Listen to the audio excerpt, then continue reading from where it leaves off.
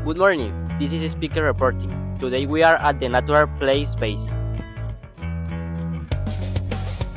We are here at Antonietta's farm, where this activity is happening. There are playing, exploring with natural elements like water, soil, stones, and sticks. People of all ages are exploring in this activity, looking to soil, water, and rivers. In this space, there are not strict rules.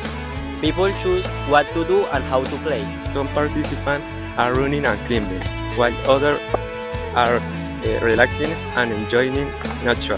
How do you feel in this activity? I feel very good because it's an activity about nature. How's your favorite activity in here, Sandy?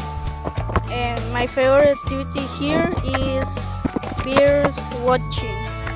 We want to say thank you, Angelica Garcia, for inviting us at this experience.